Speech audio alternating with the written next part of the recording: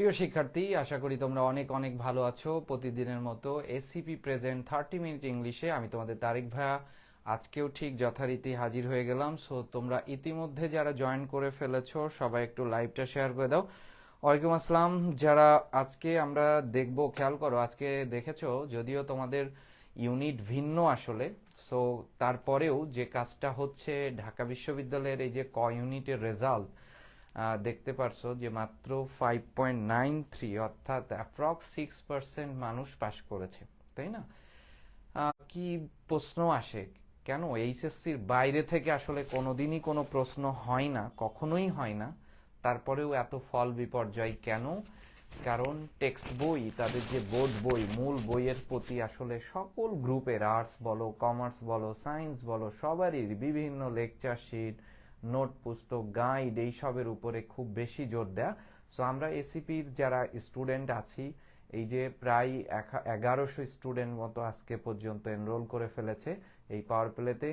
আমরা আসলে সবসময় আমাদের যে বোর্ড বই, যেটা অর্থাৎ বাংলা ইংরেজি যাই হোক না কেন, অন্যান্য বইগুলো যেগুলো আছে বোর্ড থেকে অনুমোদিত, অন্যান্য বইগুলো তো সাধারণত লেখকদের বই হয়, সেই বইয়ের বাইরে আসলে আমরা যাব না। আমাদের অনেক কিছু চর্চা করার দরকার নেই, আমাদের একটু কৌশলী হওয়া দরকার, ঠিক আছে? ওকে ফাইন, অবশ্যই ক্লাস হবে, অবশ্যই ক্লাস হবে। আজকে আমরা ফার্স্ট পেপারের উপরে ক্লাস নিব। সব বইটা শেষ হয়নি। হোমওয়ার্ক করেছো তুমি? অন্তু বিশ্বাস যে একটা হোমওয়ার্ক দিয়েছিলাম, আমি এই ক্লাসের পরেই ওটা চেক আপে বসবো। যারা যারা উত্তর আমি দেখেছি, যে এত ছেলে মেয়ে যারা ভর্তি হয়েছে, মাত্র হাতে গোনা কয়েকজন হোমওয়ার্ক দিয়েছে। এইভাবে তো হবে না, এইভাবে কোনো টপিকসই শেষ হবে না, তাই না?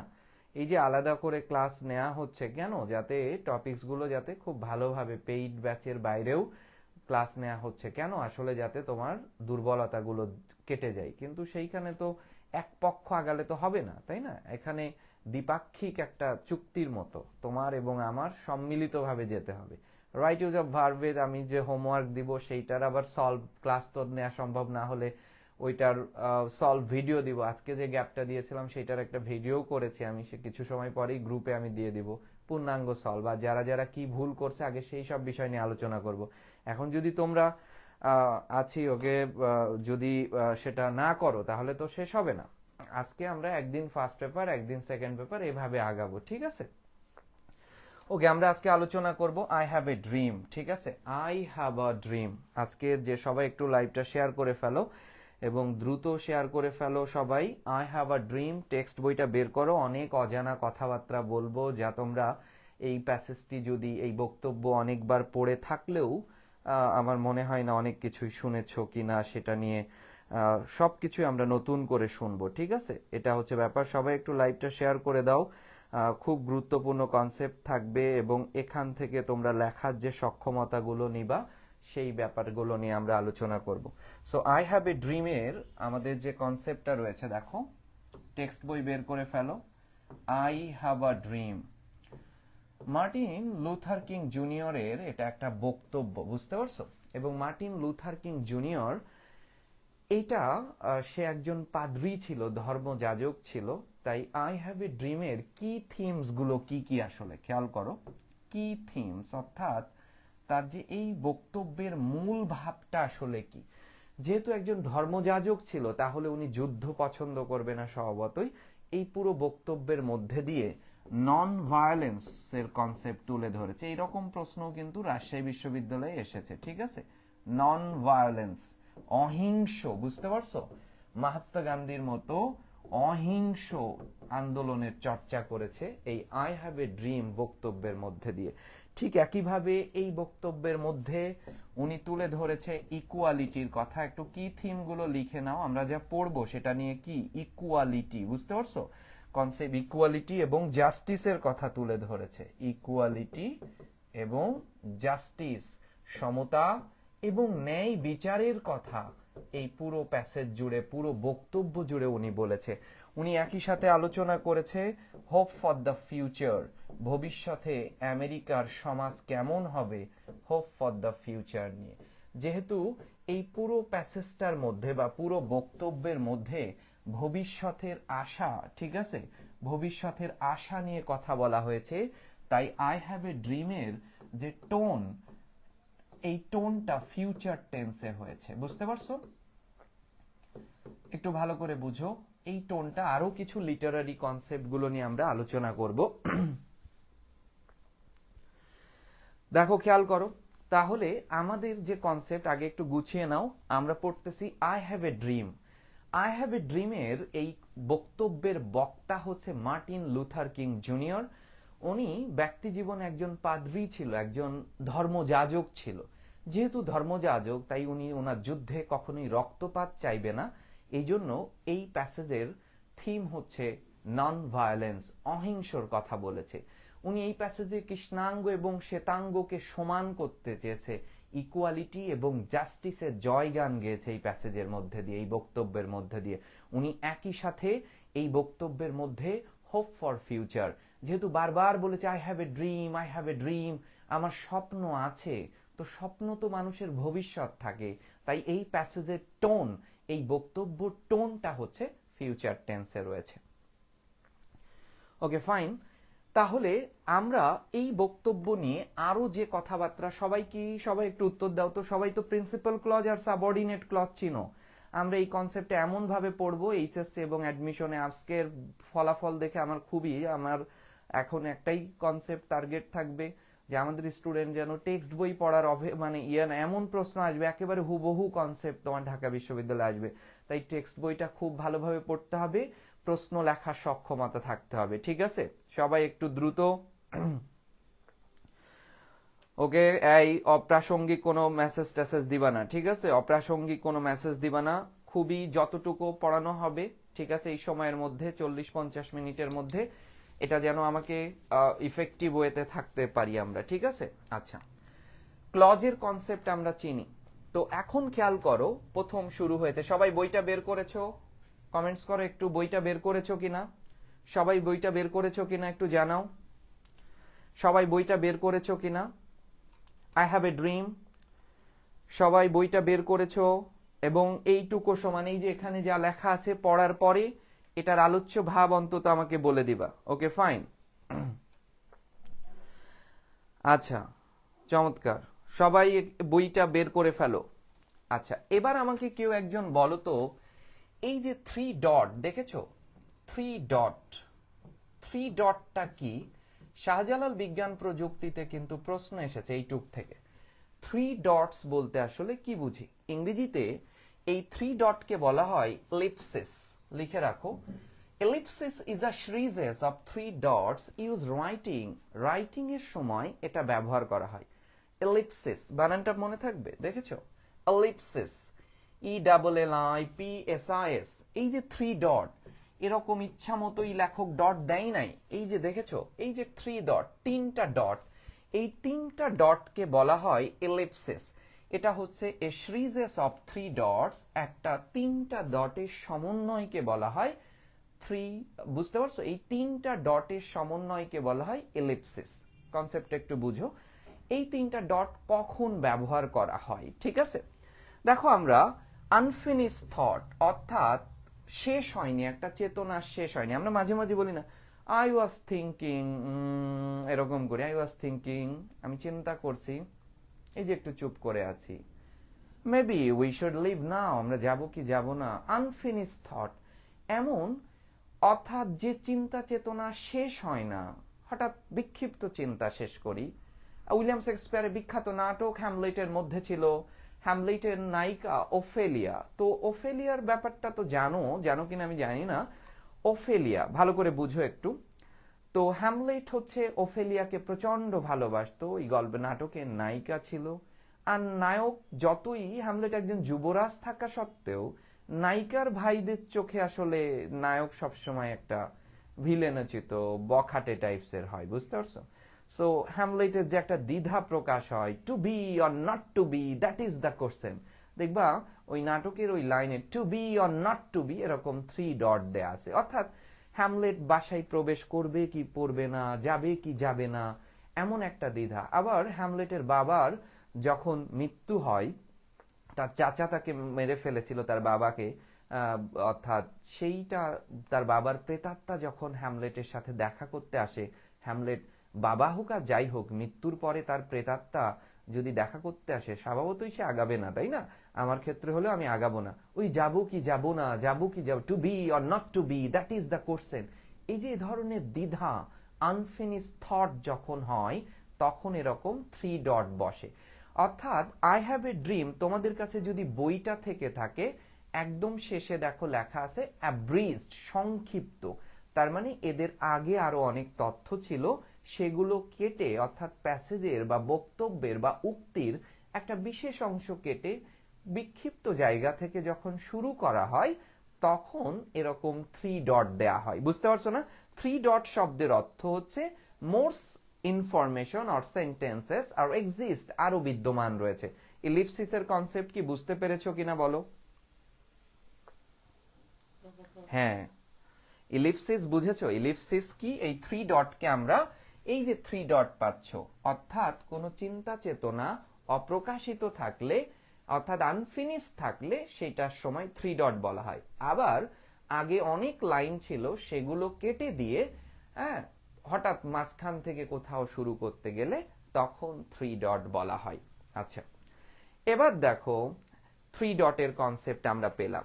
এবার আমাকে বলো, এই টিটাকে একটা বন্ধনী দিয়ে আটকানো রয়েছে, এমনি এমনি হয় নাই নিশ্চিত। এই টিটাকে একটা বন্ধনী দিয়ে আটকানো রয়েছে। এরকম বন্ধনীর ব্যবহার বাংলা সাহিত্যে শক্তি চট্টোপাধ্যায়ের কবিতার মধ্যে দেখেছি আমরা। এরকম বন্ধনী কেন দেয়া হয়, ঠিক আছে? এরকম ব্যবহার বন্ধনী তুমি যদি দেখো, খেয়াল করো, আমার কাছে একটা বই রয়েছে, ফরাদ মাজারের শ্রেষ্ঠ কবিতা, ফরাদ ভাইয়ের লেখা, খুবই দুর্দান্ত। ওনার বেশ কিছু কবিতা মধ্যে আমি যদি নিউ ইয়র্কে বন্ধুদের সঙ্গে গল্প, এরকম একটা কবিতা আছে, উনি অনেক এরকম 3 ডট ব্যবহার করেছে। আর একটা কবিতার কথা তুমি যেটা সার্চ করলেই পাবা খুব বেশি, অর্থাৎ তোমার এরকম বন্ধনী কেন ব্যবহার হয়েছে, কবিতার নাম আমরা একটু বলি, তুমি হচ্ছে পড়তে পারো, খুব দুর্দান্ত কবিতা, কর্তৃত্ব গ্রহণ করো নারী। হ্যাঁ, কবিতার নাম, ফরাদ ভাইয়ের লেখা, খুবই অসাধারণ কবিতা, আমি পড়তেছি। তো এই যে ব্যাপারটা পাচ্ছ, খেয়াল করো, এখানে এরকম বন্ধনী দেখতে পাবা তুমি। তো এই বন্ধনীটা কেন আসলে এমনি এমনি হয় নাই, আমি যেটা বলতেছিলাম, এই বন্ধনীর দুটো মাত্রা আছে।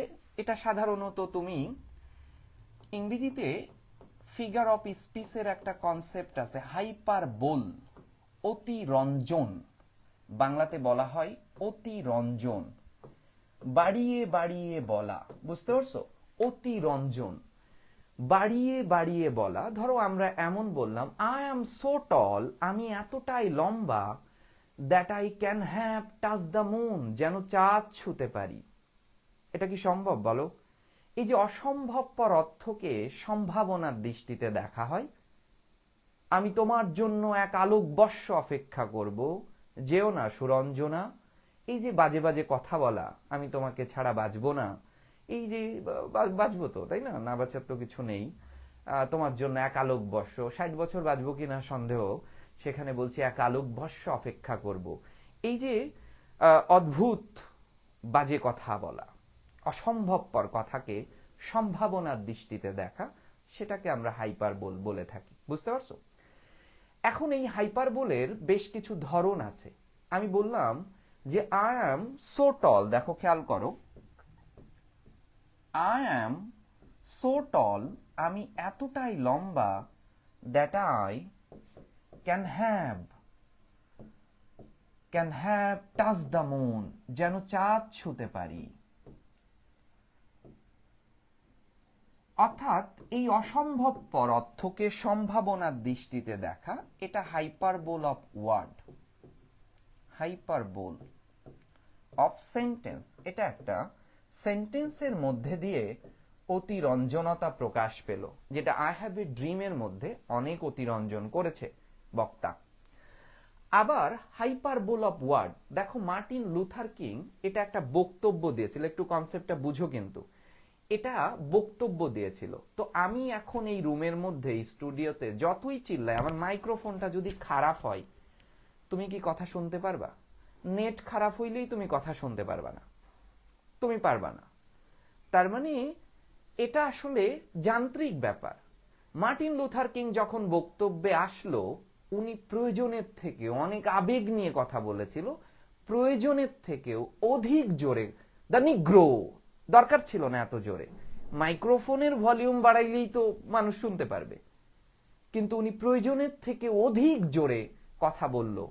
শক্তিদার এক বিখ্যাত কবিতা আছে, চুপ কর হারামজাদা, মারাত্মক চটাকে এরকম বন্ধনীর মধ্যে আটকানো আছে। এই যে প্রয়োজনের থেকে অধিক জোরে যখন নেওয়া হয় তখন ওই বর্ণকে হাইপারবোলিক টোন আনা হয়, অর্থাৎ একটা বন্ধনী দিয়ে প্যারেনথেসিস দিয়ে আটকানো হয়। বুঝতে পারছো?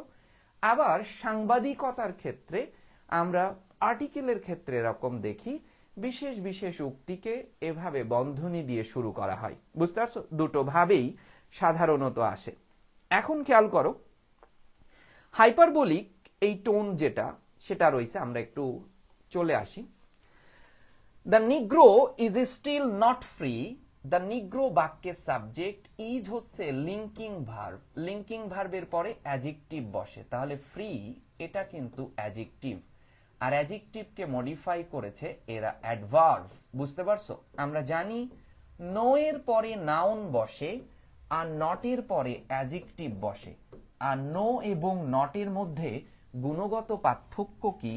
নাউনকে মডিফাই করবে অ্যাডজেক্টিভ, তাই নো অ্যাডজেক্টিভ, আর অ্যাডজেক্টিভকে মডিফাই করবে অ্যাডভার্ব, তাই নট পার্টস অফ স্পিচগতভাবে এটি একটি অ্যাডভার্ব। নো এবং নট এর মধ্যে পার্টস অফ স্পিচগত পার্থক্য হচ্ছে এটা, নো নাউনকে মডিফাই করে নো অ্যাডজেক্টিভ, আর নট অ্যাডজেক্টিভকে মডিফাই করে নট অ্যাডভার্ব।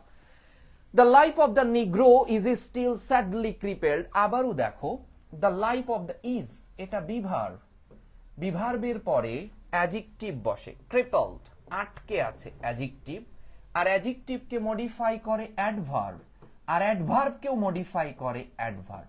তাহলে এই কনসেপ্ট তো জানোই, নাউনকে মডিফাই করে অ্যাডজেক্টিভ, অ্যাডজেক্টিভকে মডিফাই করবে অ্যাডভার্ব, অ্যাডভার্বকে মডিফাই করবে আবার adverb, adverb adverb adjective by the manacles. Manacle শব্দের অর্থ কি? সেকল। খেয়াল করো, এই যে ম্যানাকলস শব্দের অর্থ হচ্ছে সেকল, ভালো করে বুঝো। এই ম্যানাকল কনসেপ্টে একটু আসো। ম্যানাকলের সিনোনিম আমরা লিখে ফেলি, ম্যানাকল সেকল, যেটাকে আমরা চেইন বলে থাকি, চেইন। শ্যাকলস লিখে ফেলো, শ্যাকলস, SHACKLE, শ্যাকল। বুঝতে পারছো? চেইন কনসেপ্টগুলো এভাবে নিতে পারো। আয়রনও বলতে পারো, আয়রনও বলতে পারো, বন্ডও বলতে পারো, ঠিক আছে? হ্যান্ডক্যাপ বলতে পারো, হ্যান্ডকাফস, হ্যান্ডকাফস এটা বলতে পারো, ঠিক আছে? আবার দেখো, ম্যানাকেলের অ্যান্টোনিম কি হতে পারে? ফ্রিডম, ফ্রিডম হতে পারে, লিবার্টি হতে পারে, লিবার্টি স্বাধীনতার কথা, রিলিজ, রিলিজ হতে পারে, ইমানসিপেশন মুক্তি হতে পারে, ইমানসিপেশন। বুঝতে পারছো? শ্যাকেল বলেছো, আনশ্যাকল হতে পারে, আনশ্যাকল, ঠিক আছে? আবার লিবার্টি বলেছো, লিবারেশনও হতে পারে, লিবারেশন মুক্তি, ঠিক আছে? আমরা দেখো বলছে ফিচার, এটা এবার জাহাঙ্গীরনগর বিশ্ববিদ্যালয়ে আসছিল, ফিচার এটা সিনোনিম, সো এখানে অ্যান্টোনিম বলতে পারো আনফিটার। লেখো, ওকে ফাইন, সুন্দর, ফিচার, চমৎকার। ফিচার শব্দটা মনে রেখো, এবার জাহাঙ্গীরনগর বিশ্ববিদ্যালয়ে এসেছিল। তাহলে আমাকে বলো তো, what is the antonym of manacles? Manacles এর বিপরীত শব্দটা কি বলো তো একটু? ম্যানাকলস এর বিপরীত শব্দ কি? বিপরীত, ম্যানাকলস এর বিপরীত শব্দটা কি আসলে? বিপরীত শব্দটা বলো একটু, বিপরীতটা বলো। শ্যাকলস মানে সেকল, রেস্ট্রেইনস মানে সীমাবদ্ধ, লিবারেশন মানে মুক্তি, চেইন মানে তো বুঝোই। তাহলে উত্তর বলে ফেলো দেখি। ম্যানাকলস এর সিনো অ্যান্টোনিম জানতে চাইছে, বিপরীতটা কি বলো। ওকে ফাইন, ফাইন, উত্তর করো সবাই। সুন্দর, অনেক আলোচনা হবে, যতটুকু পড়াই আলোচনা শোনো, এই অধ্যায় 2টা নিয়ে আমরা শুরু করি, ঠিক আছে? 2 দিন নিয়ে শেষ করি, সমস্যা নেই তো, আমাদের সময় আছে, প্রচুর ক্লাস নিব তো। সেকেন্ড ফেজে পেইড ব্যাচে অসংখ্য ক্লাস সাজানো হয়েছে। আরো লিবারেশন, তাহলে অ্যান্টোনিম, এগুলো সবই সিনোনিম, এরা সব সিনোনিম ছিল, ঠিক আছে? লিবারেশন, দারুণ, খেয়াল করো তাহলে। অ্যান্ড সেগ্রিগেশন, সেগ্রিগেশন শব্দের অর্থ হচ্ছে পৃথকীকরণ, পৃথকীকরণ। সেগ্রিগেশনের সিনোনিম বলো তো দেখি এবার, সেগ্রিগেশনের সিনোনিম বলবা, বলো সেগ্রিগেশনের সিনোনিম বলো, এটা সিনোনিম বলে ফেলো,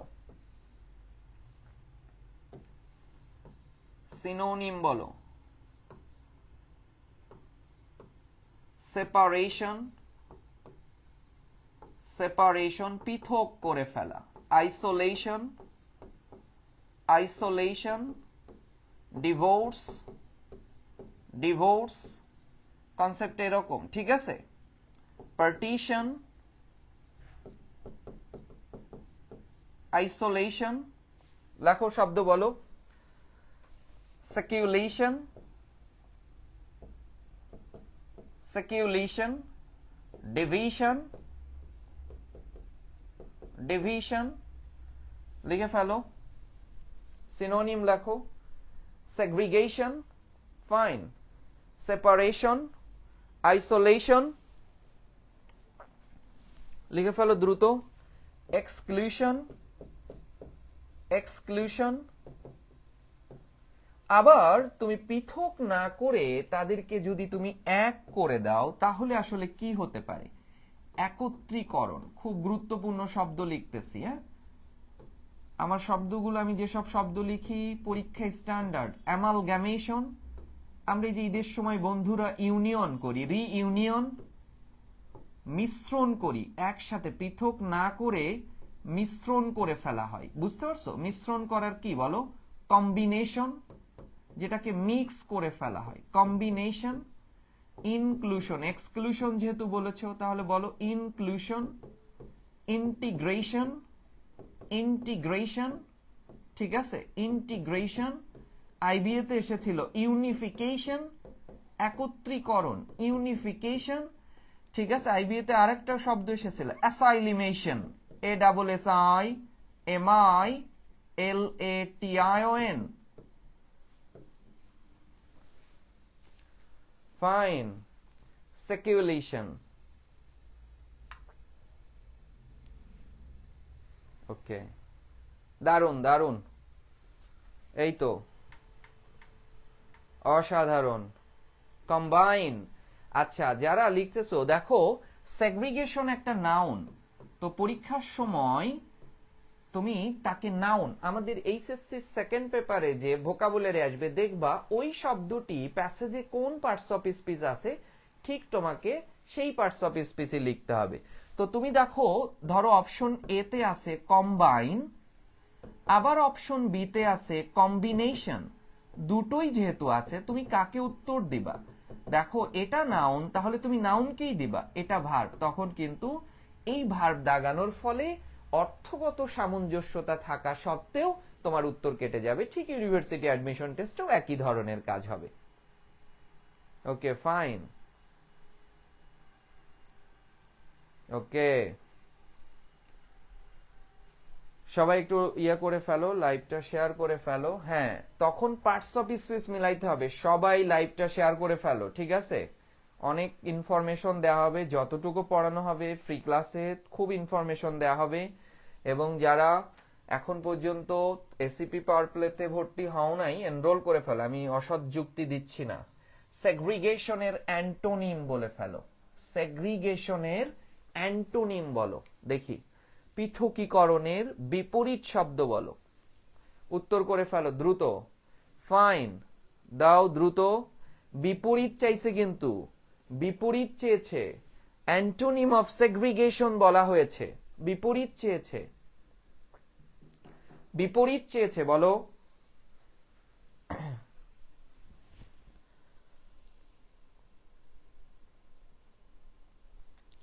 বিপরীত চেয়েছে, হ্যাঁ, ওকে ফাইন।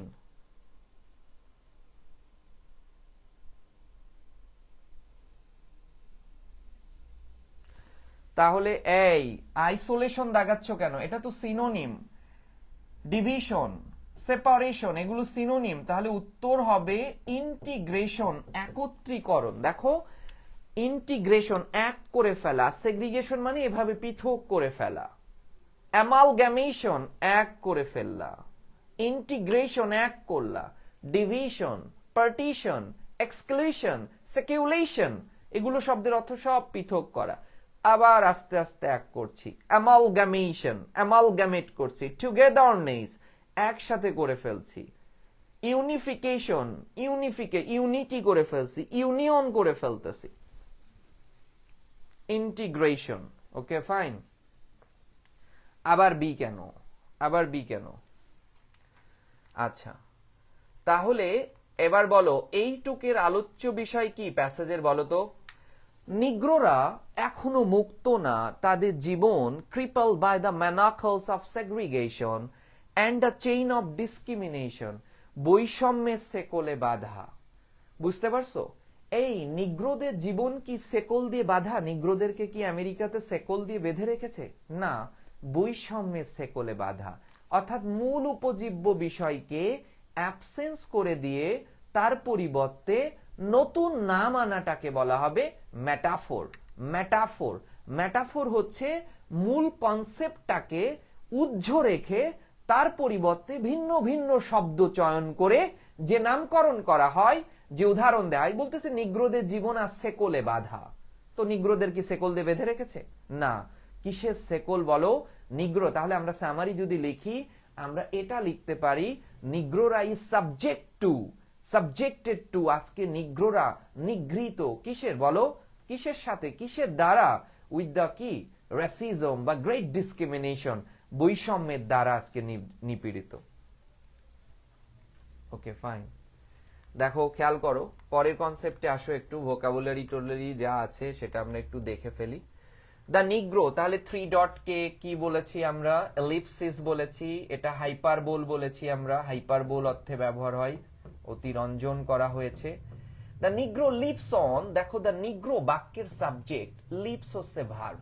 একটু মনোযোগ দিবা।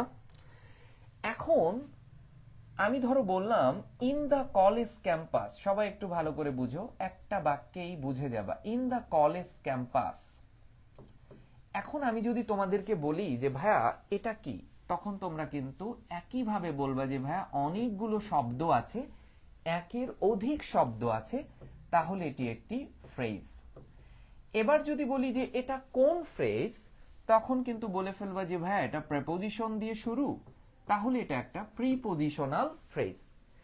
এবার খেয়াল করো, সাবজেক্ট ভার্ব, এই ভার্বকে যখন হাউ দিয়ে প্রশ্ন করা হবে, কিভাবে, হোয়ার দিয়ে প্রশ্ন করা হবে, কোথায়, যেটা আমি আমার ক্লাসে বারবার বলি, হোয়েন দিয়ে প্রশ্ন করা হবে, কখন, তখনই কোনো ফ্রেজ যদি পাও অ্যাডভার্বিয়াল ফ্রেজ হবে। আমি দেখো বললাম হি is in the college campus, he is in the college campus. শোনো, বই পড়লে আলাদা ব্যাকরণ টোন সব ক্লিয়ার হয়ে যায়, 60% হয়, আবার পড়লে আরেকটু হয়। এখন যদি তোমাদেরকে বলি ইন দ্য কলেজ ক্যাম্পাস কি, তখন তোমরা আবারও বলবা এটা একটা ফ্রেজ। এবার দেখো, হি সাবজেক্ট, ইজ ভার্ব, সে কোথায়, সে হোয়ার, কোথায় সে, তখন তুমি বলতেছো সে কলেজ ক্যাম্পাসে। ভার্বকে যখন হোয়ার দিয়ে প্রশ্ন করেছো, তখন এই প্রিপোজিশনাল ফ্রেজটি হয়ে গেছে অ্যাডভার্বিয়াল ফ্রেজ। তাই এখন যদি বলি, এখানে গ্যাপ দিয়ে যদি বলি post modify the verb with prepositional phrase, অর্থাৎ তুমি এমন একটি ফ্রেজ নাও যা ভার্বকে মডিফাই করেছে এবং অ্যাডভার্বের রূপান্তর হয়ে গেছে। This is called post modify the verb, ভার্বের পরে বসেছে adverbial phrase. He is in the college campus. ঠিক একইভাবে যদি বলি, খেয়াল করো, তোমাদের যদি একই কনসেপ্টে বলা হয় যে ভাইয়া এইটা বলো তো, তাহলে কি, on a lonely island of poverty, বা পুরোটাই যদি দাগ দিয়ে দিই, তখন তুমি বলবা যে ভাই এর মধ্যে কোনো ভার্ব নেই, তাহলে এটা একটা ফ্রেজ। এই অন, এটা কি ছিল? প্রিপোজিশন, তাই এটি একটি প্রিপোজিশনাল ফ্রেজ, এটি একটি প্রিপোজিশনাল ফ্রেজ। কিন্তু এই বাক্যে কি বলো? দ্য নিগ্রো লিভস, নিগ্রোরা বসবাস করে, কোথায় বসবাস করে? একটা জায়গা বোঝাচ্ছে, এই প্রিপোজিশনাল ফ্রেজটি হয়ে গেছে অ্যাডভার্বিয়াল ফ্রেজ। বুঝতে পেরেছো? দারুণ, সুন্দর।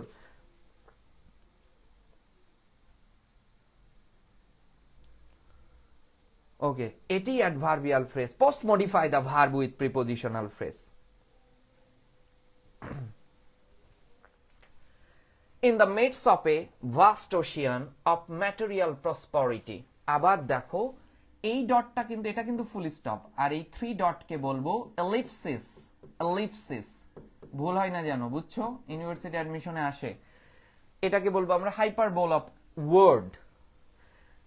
The Negro is still languishing. Languish শব্দের অর্থ হচ্ছে ধুকছে, দুর্বল হয়ে যাচ্ছে, ক্রমশ দুর্বল হয়ে যাচ্ছে। অর্থাৎ আমরা সেটাকে, ল্যাঙ্গুইশকে বলতে পারি কি, উইকেনিং হয়ে যাচ্ছে। উইককে ভার্বে রূপান্তর করে, দেখো এটা আইএনজি আছে, আমি সবগুলো শব্দ আইএনজি লিখব।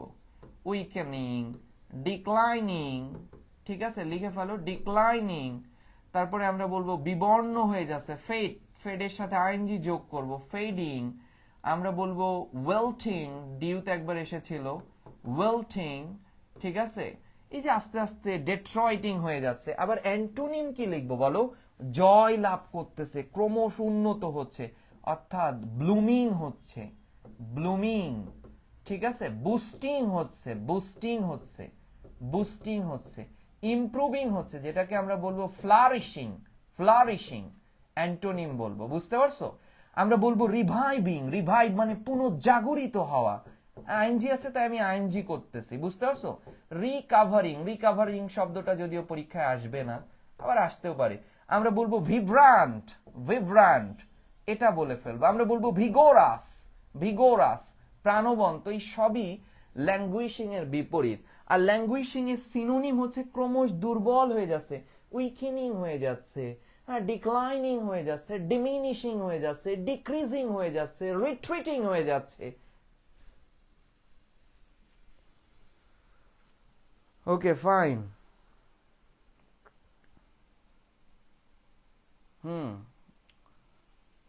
আচ্ছা,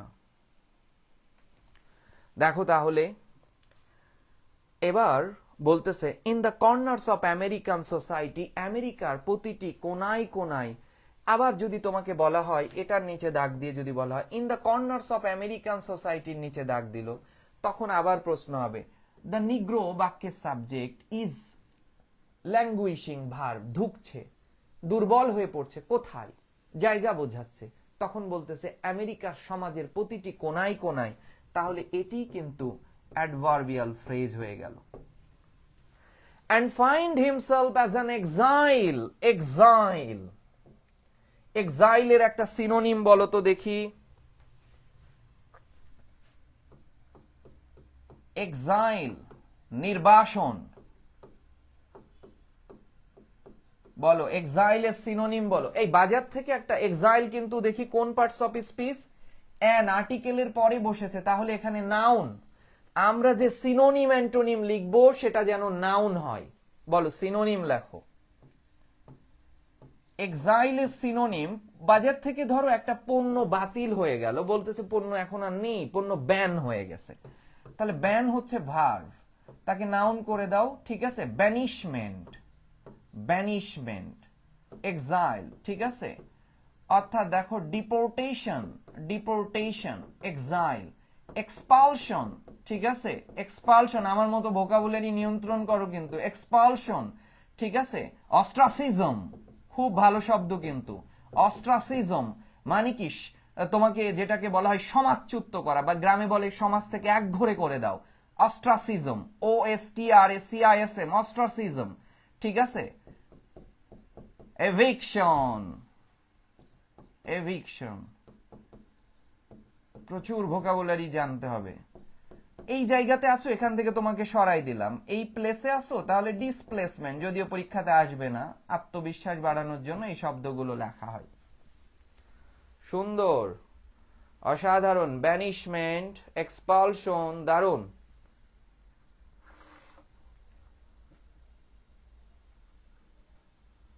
দারুণ, দারুণ। যাক, এভিকশন, সুন্দর। এই যা লিখতেছি লেখো, প্রচুর লেখো, ভোকাবুলারির কোনো, এখন টেক্সট বই নিয়ন্ত্রণ করলেই তোমার হবে। হ্যাঁ, অ্যাডমিশন টোনের জন্য মনে করবা যে পারি এরকম না কিন্তু। হ্যাঁ, ঠিক আছে। আচ্ছা,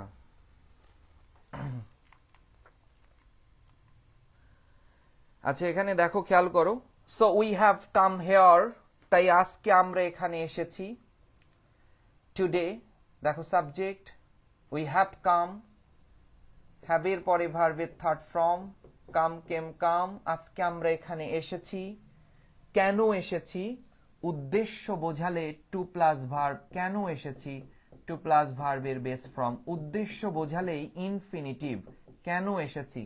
শোনো, এটা কিন্তু অনেকবার এসেছিল পরীক্ষাতে। আমরা বলতেছি ড্রামা, ভালো করে বুঝো, বহু বিশ্ববিদ্যালয়ে এসেছে। ড্রামা হচ্ছে নাউন, ড্রামাটিক, ড্রামাটিক এটা অ্যাডজেক্টিভ। হ্যাঁ, ড্রামাটাইজ, ড্রামাটাইজ,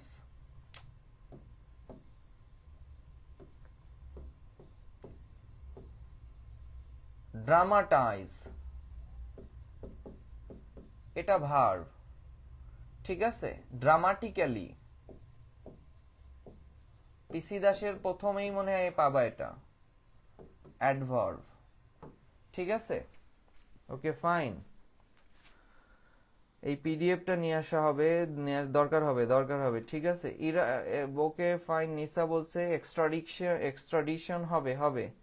ইমিগ্রেশন, ইমিগ্রেশন না, এক্সাইল একটু জোর করে বলা হয়, একটু জোর করে বলা হয়, ইমিগ্রেশন না। আজকে আমরা এখানে এসেছি একটা লজ্জাস্কর অবস্থার নাটকীয় রূপ দিতে, বুঝতে পারছো না? লজ্জাস্কর অবস্থার নাটকীয় রূপ দিতে এসেছি, যে আমাদের সাথে কি করা হচ্ছে। খেয়াল করো, I say to you today, my friends, so even though we face the difficulties, আমরা একটা কঠিন অবস্থার মধ্যে দিয়ে যাচ্ছি, today and tomorrow, I still have a dream, তবু আমার স্বপ্ন আছে। এখানে I সাবজেক্ট, have হচ্ছে মূল ভার্ব, এই ভার্বকে মডিফাই করেছে adverb. It is a dream, এটা এমন একটি স্বপ্ন, deeply rooted in the American dream, যা আমেরিকার গভীরে প্রথিত আছে। এই যে ইকুয়ালিটির যে স্বপ্ন, এটা আমেরিকার গভীরে, এই জন্যই এই প্যাসেজের এই বক্তব্যের থিমই ছিল ইকুয়ালিটি অ্যান্ড জাস্টিস, যে আমেরিকার মানুষের গভীরে প্রথিত আছে, গেথে আছে। এটা এমন স্বপ্ন, হয়তো ভয়ে তারা বলতে পারছে না। খেয়াল করো, I have a dream that one day this nation will rise up and live out, একটু ভালোভাবে বুঝো। I have a dream, এটা প্রিন্সিপাল ক্লজ, বুঝতেই পারতেছো, এটা প্রিন্সিপাল ক্লজ। এবার এই যে দ্যাটকে আমরা পাচ্ছি, যার নাম আমরা জানি ক্লজ মার্কার, এবং এই ক্লজ মার্কার থেকে, যেটা নিয়ে আমরা পেইড ব্যাচের শুরু থেকে শেষ পর্যন্ত আলোচনা করতেছি এবং প্রতিদিন করতেছি, এই ক্লজ মার্কার থেকে দেখো, that one day this nation will rise up and live out, বুঝতে পারবে the true meaning of its creed. এই পুরোটা সাবঅর্ডিনেট ক্লজ, এটা সাবঅর্ডিনেট ক্লজ। এর মধ্যে দেখো রাইজ আপ আর লিভ আউট, দেখো রাইজ এটা ভার্ব, লিভ এটা ভার্ব। কেমন ভার্ব হলো? উইল, মডালের পরে ভার্বের বেস ফর্ম বসেছে, বেস। অ্যান্ড এর আগে বেস মানে অ্যান্ড এর পরেও বেস। আমি এটা বলতে চাচ্ছি, ভার্বের সাথে যখন প্রিপোজিশন যোগ হয়ে একক অর্থ প্রকাশ করে, তখনই সেটা গ্রুপ ভার্ব হয়ে যায়, ঠিক আছে। দেখো, লিভ মানে বাস করা, আর লিভ আউট মানে বুঝতে পারা। লিভ আউট শব্দের অর্থ টু আন্ডারস্ট্যান্ড, উপলব্ধি করা, টু রিয়েলাইজ।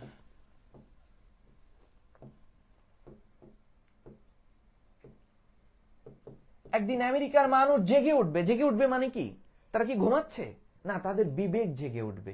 তাহলে মূল কথা, তাদের কনসিয়েন্স জেগে উঠবে। সেই মূল কথাকে এমন ভাবে গোপন করেছে, দিস ইজ কল্ড মেটাফোর। শুধু এইটুকুই চিনবা, এইটুকুই চিনবা। কোনটা প্রিন্সিপাল কোনটা সাবঅর্ডিনেট এইটুকু আপাতত চিনতে হবে। তাইলে যাদের কানেক্টরস নিয়ে সমস্যা আছে অনেক 40% দূর হয়ে যাবে একটা কনসেপ্টে। উই হোল্ড দিস ট্রুথ, আমরা সেই সত্যকে তুলে ধরবো, টু বি সেলফ এভিডেন্ট, এবং সাক্ষ্য দিব, that all men are created equal. দেখো এটা সাবঅর্ডিনেট ক্লজ, কি দেখে বুঝলাম? এই যে দ্যাট ক্লজ মার্কার আছে। We hold this truths to be self evident, এটা প্রিন্সিপাল ক্লজ।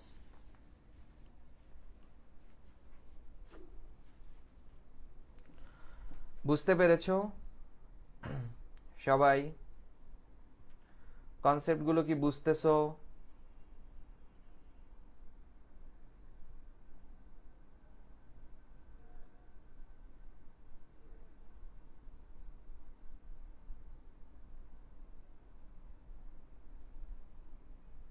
নেটে কি একটু প্রবলেম হচ্ছে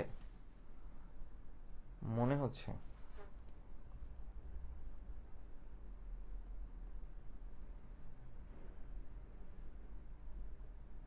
ওকে, দেখো খেয়াল করো এবার। আই হ্যাভ এ ড্রিম, আবার আবার ধরো, I have a dream, principal clause. That থেকে সাবঅর্ডিনেট ক্লজ। এই সাবঅর্ডিনেট ক্লজের ক্লজ মার্কার এটা। কেন? কারণ ড্রিম বস্তু, আমরা জানি বস্তু হলে ক্লজ মার্কার হুইচ অথবা দ্যাট বসবে। ওই বস্তুর পরে যদি কমা থাকে তাহলে হুইচ, দুটোর পার্থক্য, র্যান্ডমলি ব্যবহার করে, আর না থাকলে দ্যাট। আমরা যখন অ্যাডমিশন টেস্ট দিব, এইখানে গ্যাপ থাকলে অপশনে যদি হুইচ এবং দ্যাট দুটোই থাকে, কাকে বসাবো? এইখানে যদি একটা কমা দেয়া হতো, নন রেস্ট্রিক্ট করে দেয়া হতো, তখন হুইচ, না থাকলে দ্যাট, যদি অপশনে দুটোই থাকতো। র্যান্ডমলি বসানো যায়, ইচ্ছা মতো যায়, বাট এই দুটোর মধ্যে পার্থক্য। দ্য সানস অফ, দেখো আই হ্যাভ এ ড্রিম, সেই স্বপ্ন, that one day on the red hills of Georgia, জর্জিয়ার লাল পাহাড়ে, the sons of former slaves and the sons of former slaves owner will be able to sit down together at the table of brotherhood, ভ্রাতৃত্বের, অর্থাৎ জর্জিয়ার পাহাড়ের কথা বলছে। খ্রিস্টান ক্যাথলিকরা বিশ্বাস করে জর্জিয়ার এই পাহাড়ে, বুঝতে পারছো? খ্রিস্টান ক্যাথলিকরা বিশ্বাস করে জর্জিয়ার পাহাড়ে মৃত্যুর পরেও বিশেষ বিশেষ দিনগুলোতে আত্মারা এসে জড়ো হয়।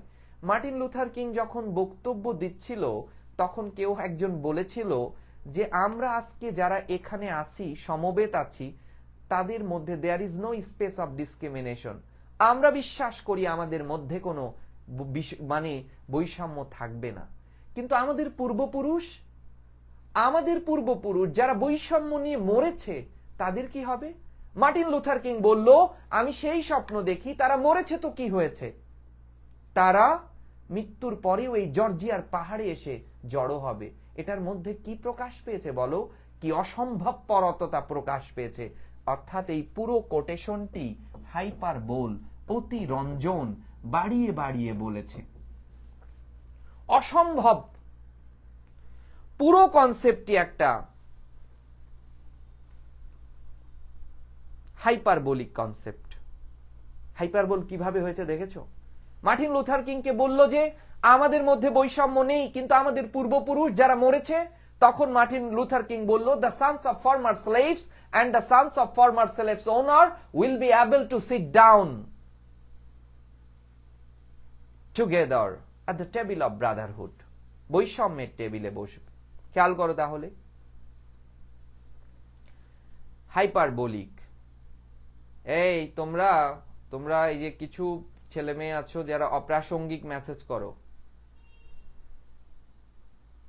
এগুলো সব গ্রুপে বলবে, হ্যাঁ, প্রশ্ন থাকলে। হাইপারবোলিক, ফাইন, কনসেপ্টটা বুঝছো? দেখো,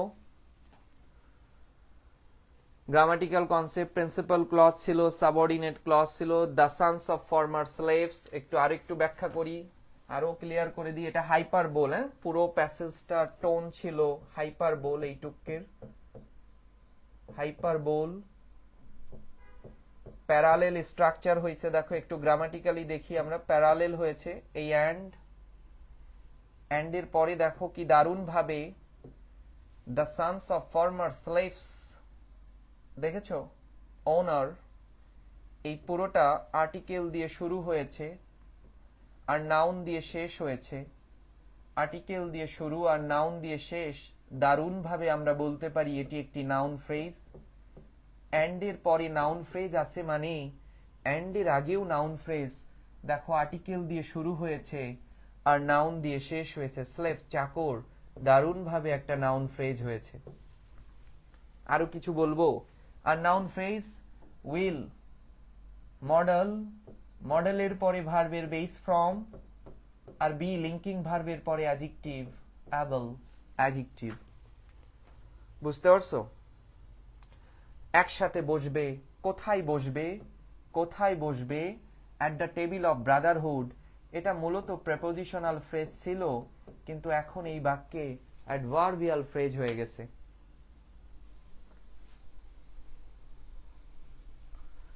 ভালো করে বুঝো, কনসেপ্ট বুঝো। বুঝেছো?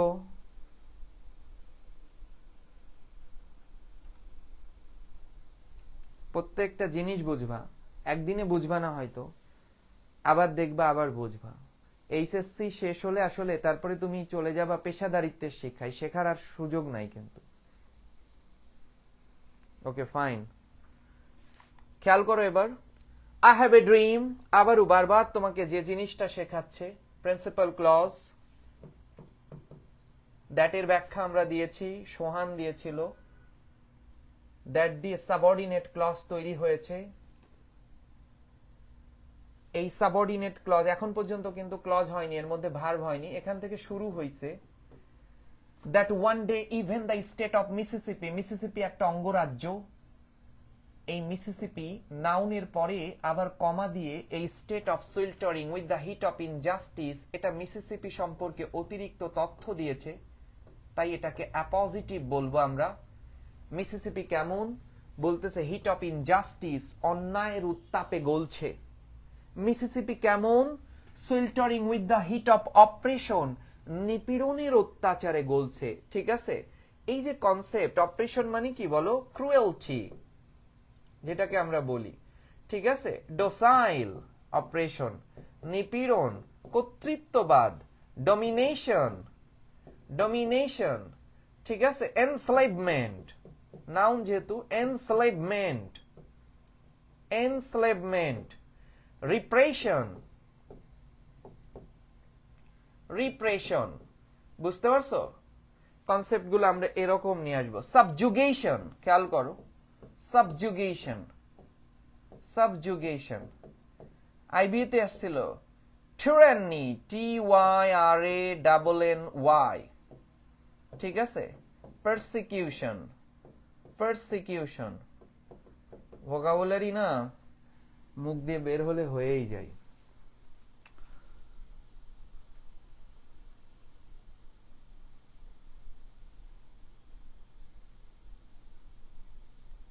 ওকে,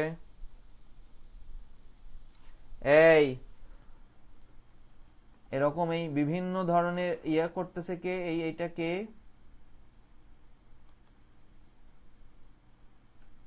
শোনো, পেজ থেকে কিন্তু আমরা, বুঝছো না, ক্লাস করো, ক্লাস করো। তোমার কাজটা হচ্ছে ক্লাস করা, বন্ধুদেরকে একবার জানিয়ে দেয়া, জোর করা না, আর একবার শেয়ার করে দেয়া, শেষ। তারপরে ক্লাসে মনোযোগ দিবা এবং তোমার সাথে আমার কথাবার্তা চলবে।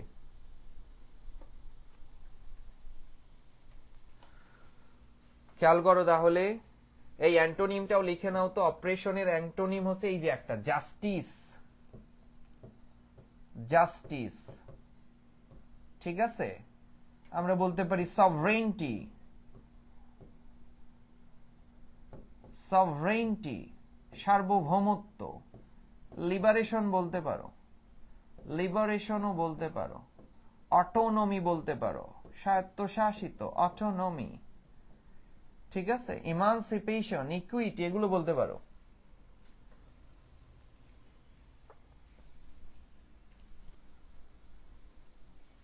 খেয়াল করো,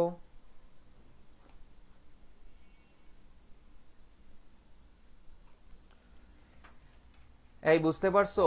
তাহলে সেই স্বপ্ন কি, মিসিসিপি এমন একটি রাজ্য যেখানে অনেক বৈষম্য হয়তো অনেক বেশি, তাই মিসিসিপিতে শান্তি কামনা করেছে এই মার্টিন লুথার কিং জুনিয়র। মিসিসিপিকে তুলনা করেছে এতটাই উত্তাপ, মরুভূমির উত্তাপের সাথে তুলনা করেছে মিসিসিপিকে। এগুলোই মেটাফোর বলা হবে, মূল উপজীব্যকে নানা রঙে তুলে ধরা। এরা সব এই প্যাসেজটুকের এই প্যারার টোন ছিল কিন্তু মেটাফোর। আগের প্যারার টোন বলেছিল তোমরা হাইপারবোল, এবার কিন্তু এটা মেটাফোর হয়ে গেছে। খেয়াল করো, আই হ্যাভ এ ড্রিম বারবার দেখাচ্ছে কিভাবে, দেখো প্রিন্সিপাল ক্লজ হয়েছে, দ্যাট দিয়ে তৈরি হলো subordinate clause, that my 4 little children will one day live in a nation. এমন একটি জাতিতে, দেখো সাবঅর্ডিনেট ক্লজ, এমন একটি জাতিতে বসবাস করবে। কোথায় বসবাস করবে? ইন আ নেশন, হোয়ার, তাহলে এটা একটা জায়গা বোঝাচ্ছে। তাই এই ক্লজটা দেখো, এটা বস্তু বোঝাচ্ছিল বিধায় দ্যাট দিয়ে শুরু হয়েছে, এটা জায়গা বোঝাচ্ছে তাই হোয়ার দিয়ে শুরু হয়েছে। এবং দেখো এটা একটা embedded question, WH word, subject, verb. এবার আরো একটি কনসেপ্ট দেখো তো একটু চোখে পড়ে কিনা সবার। আমরা জানি ইনক্লুসিভ, ইনক্লুসিভের নাম শুনেছো সবাই। ইনক্লুসিভের নাম যদি নাও শুনো, এগুলোর নাম শুনেছো, not only but also, not only but also, both, both and, not but, either or, neither nor। এই যে ইনক্লুসিভ, এখানে যা থাকবে এখানে তাই হবে। দেখেছো কি দারুণ ভাবে বসেছে? একটু মনোযোগ দাও। এই দেখো নট, এই দেখো নট, আবার সেটার সাথে কি দুর্দান্ত সংযোগ স্থাপন করেছে। দেখেছো সংযোগ স্থাপন করেছে। কে সংযোগ স্থাপন করেছে? এই দেখো but, not but, both and, both and as well as. এই দেখো কি দারুণ ভাবে সংযোগ করেছে। এবং শুধু এই সংযোগটাই করেনি, আরো কি হয়েছে দেখো, কি দুর্দান্ত সংযোগ স্থল দেখা যাচ্ছে। আরো সংযোগ করেছে এখানে, কোনখানে? দেখো নটের পরে by the colour of their skin, prepositional phrase. ঠিক দেখো বাটের পরেও by the content of their character, prepositional phrase.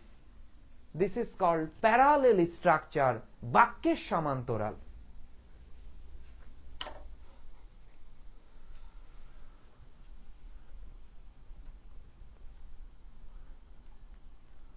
সুন্দর, আসিয়া খাতুন, সাকিব, দারুন।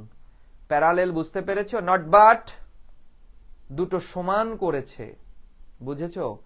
তাহলে মার্টিন লুথার কিং এর স্বপ্ন, মানুষ গায়ের রঙে না চরিত্রের গুণে গুণান্বিত হবে।